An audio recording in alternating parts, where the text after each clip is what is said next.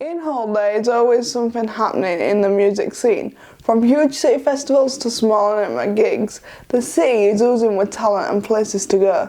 I'm Chelsea Sparke, and as a disabled person I sometimes struggle to attend gigs to see my favourite bands.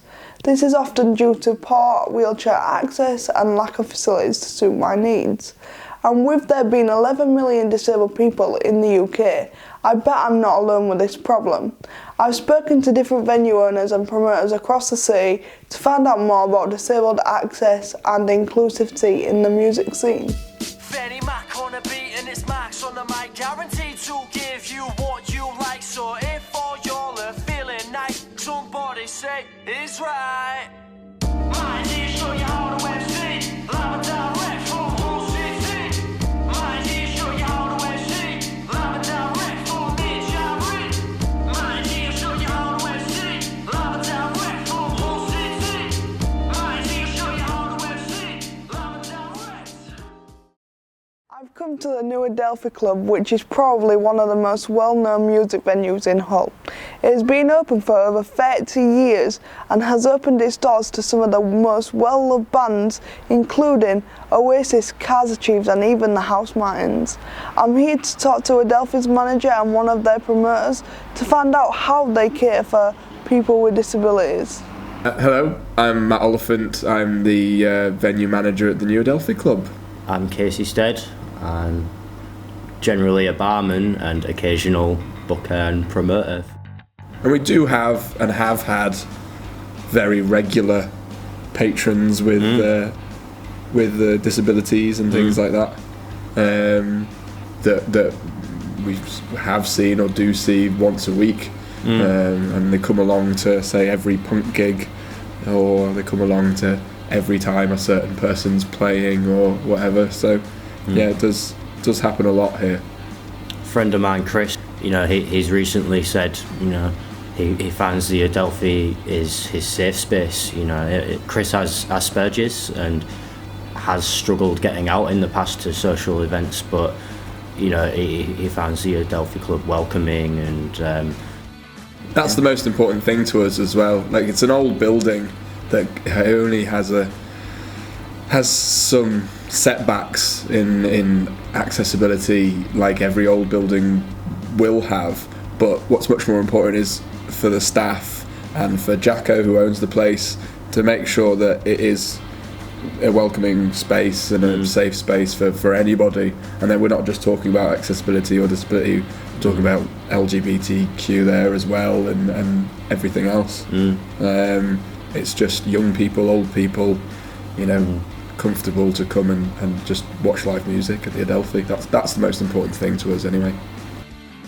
And the people that come, especially like people that come with carers that are very unable to do much themselves, the carers always say to us the most important thing was that you were really helpful and friendly, and like the staff will always try and make it as easy as possible.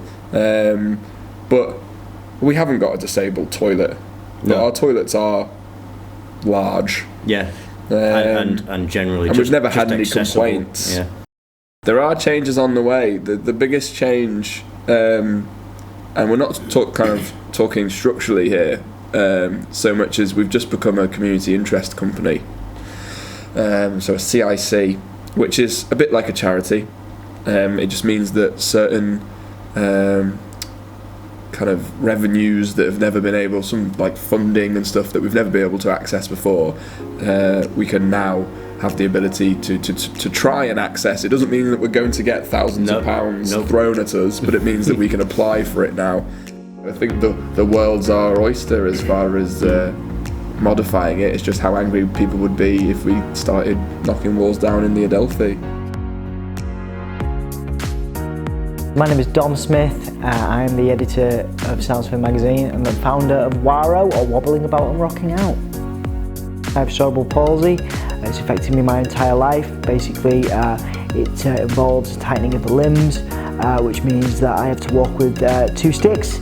I have varying colours and different types of sticks. I use them all the time to walk. Basically, it just affects my mobility. I have a lot of pain in my feet. and my hips, my general leg area, which can be a bit of a challenge when getting around festivals and doing a lot of festival coverage, which is what we do. I love Hull's music scene. It's one of the best in the country. We've got amazing venues which, you know, are working towards more accessibility. Places like O'Reilly's, which for the metal scene, places like Adelphi for the indie scene. Again, venues that do, you know, do champion bands and are aware that more needs to be done in terms of accessibility for disabled music fans and people with disabilities and mental health issues on a wider scale. So Hull's progressive. The music scene itself is very healthy. There's incredible bands, too many to mention. I think from an indie spectrum, you've got guys like Lebet Bloom's doing really well, Counting Coins, just some incredible talent. Life, of course, as well, doing amazing things, and the venues that support them are fantastic as well. But again, you know, we need more disability awareness. By attending gigs, it really helps me on a personal level because music means so much.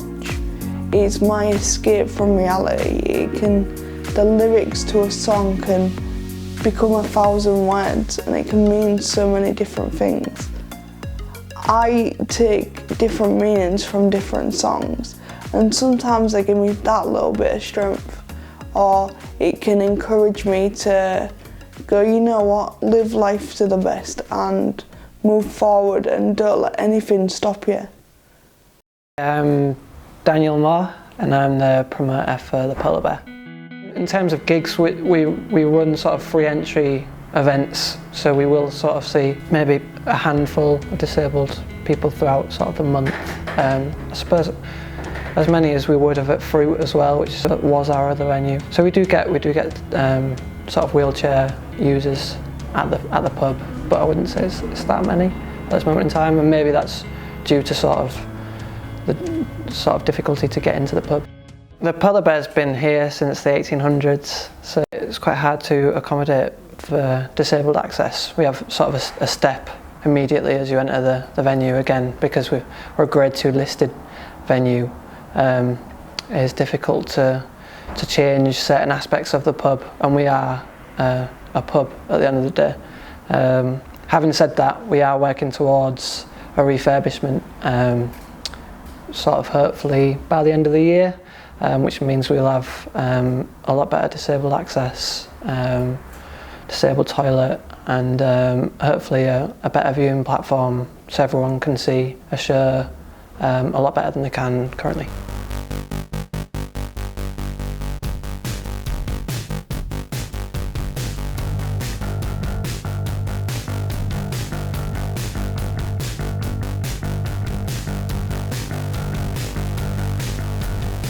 For all the northerners pretending to be southern, take arms, take arms. All the business cost of living with your mothers, take arms. We cater for everyone. We try to anyway at Humber Street Sesh. With regard to those with disabilities, we have a disability policy and it's noted on our website, which is www.humberstreetsesh.co.uk. And though we don't have BSL interpreters for the deaf, because of the quantity of stages, we have over 15 stages, and it's just not cost effective really to put on BSL interpreters on every stage. But we have various policies in place where we try and minimise any inconvenience to those with impairments and disabilities. We offer a carer's pass for anyone that wants to bring someone along to the festival. The site itself is based down on Humber Street, which is notoriously has cobbles, so for wheelchairs it can be a bit of a burden, or not a burden, probably the wrong word, but it can be a bit of a struggle down certain areas of the street. But because it is on hard land and not so much on grass, it is easy to get around on a wheelchair apart from the cobbled areas. And yeah, we offer assistance throughout the festival. We have stewards there that are willing and happy to help with anyone that needs assistance throughout the day. And no, I think we do our bit.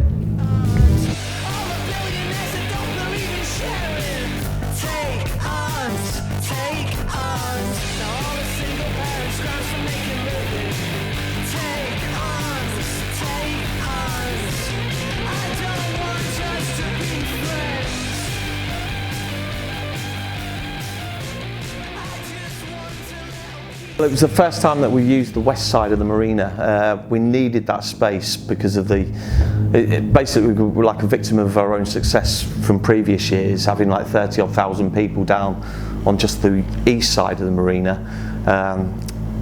It created bottlenecks, and it proved harder even for able-bodied people to get around the site. It was a real struggle the year before last, so we needed this extra space so we could improve the infrastructure, better the programme, and improve the facilities and everything. And having this extra space give the festival a chance to like really breathe, and it made the festival flow so much better. But for disabled access going into the scrubland area, unfortunately that area was about 6 foot high of grass 2 weeks before the festival, and because of the weather that we were having, we were advised by the fire brigade to get rid of all the grass because it was all dry grass. So we cleared that area and we were just left with rubble underneath. And despite having plant hire out there trying to smooth over the area, it was a rubble site, so for wheelchairs it probably proved difficult for some people. We have got plans for next year. They're still up in the air at the moment because there's a few company bits and bobs that we're going through. But the idea next year is that we want to develop the site where we use this year on the west side. We might leave the east side to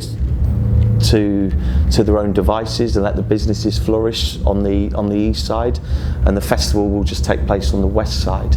Now around the plaza area and everything, there's no problem for accessibility whatsoever. In the scrubland, yes, we'd like to develop that scrubland. Now whether it's a case of putting a gel down on the rubble to flatten out that land, also we'd like to provide, we're going to reduce the stages as well next year. So instead of 15 stages, we're probably looking at 5 stages next year. But the difference is 5 stages over 3 days possibly, which would give us the 15 stages. So it gives everyone the chance to watch as many bands as possible over the 3 days rather than missing out on lots. But with having just 5 stages, then we can look at having BSL interpreters on each stage. We can also look at having disabled platforms for each stage as well. And obviously we'll roll out the carers pass as well, like we have done in previous years. So yeah, and more improvements that could be made as the director of the festival, I'd say, is getting the message out there that we're an all accessible, friendly festival for everyone, and long may that continue.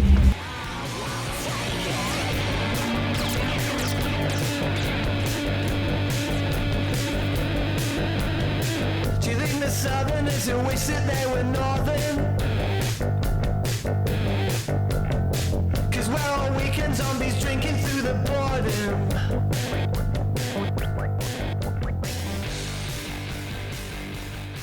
But it's never a case when it comes to programming that we look at disabilities as a disadvantage in any shape or form. Like, end of the day, whether you're abled or disabled, or whether you're black, white, orange, brown, grey, or whatever, it's down to the quality. If you're good enough, you play. As simple as that. If you play the game right and you engage with industry and you put yourself out there and build up a fan base and record great songs, play live brilliantly, then we'll book you for the festival.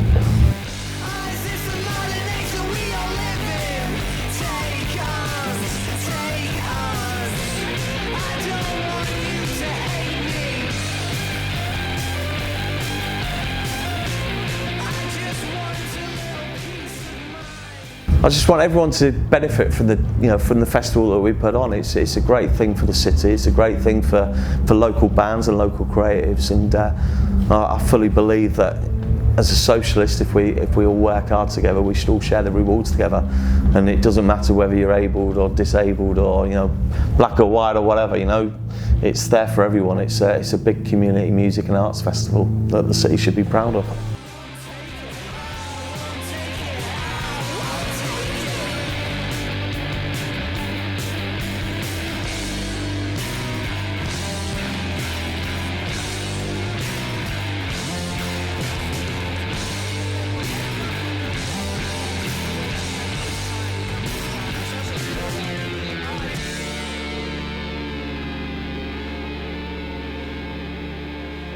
people that are running these festivals, people like Stu Baxter at the Warren, people like Mark Page, people at the Adelphi, people at O'Reilly's are much more aware now, and they're learning from their own experiences. Even though they might not have disabilities themselves, they're around people that do, music fans that do, so they're showing awareness and empathy, which is very important. So really, Hull is progressing towards something fantastic in terms of disability awareness and accessibility, but more needs to be done, and there's people like Elephant in the Room, Dan Watts in Hull doing great things for the community. Hopefully Waro, Wobbling About and Rocking Out, my own project, can shed a little light and awareness on not only disability but mental health awareness in music. So there's plenty of opportunities for growth and development, but there is. While it might not be the best in the country, you know, I don't think Hull is to the level that Manchester and Liverpool are at, and London, of course, but we're on the way, which is fantastic.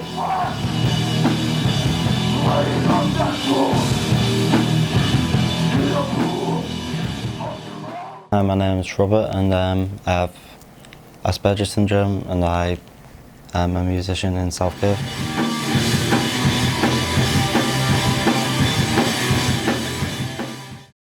Can you explain to me what issues people on the spectrum might have in music venues? I'd say for specifically me, the main issue I said was, you know, like the sensory stuff and all that, you know, like being overwhelmed with all the noise and all the loud music. Usually it's kind of like a release for me being on stage, because I can just like, especially my kind of music being hardcore metal, I can like, you know, just like throw myself about the stage, get all my emotions out and just like scream all over the place, just let it all out. And usually when I'm feeling like stressed or overwhelmed, I'll, especially at, you know, music venues and stuff, I'll either like, you know, go on my phone, you know, try and escape it all, like even like put my earbuds in or listen to some music, you know, just like kind of like block and silence everything out. My main interest is music and listening to music and playing it.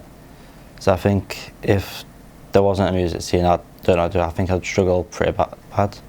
It's like it's the main thing that helps me cope through day-to-day life, and it is a big part of my social life as well, like going down to O'Reilly's, playing gigs, watching gigs, and a lot of my mates are in other bands as well.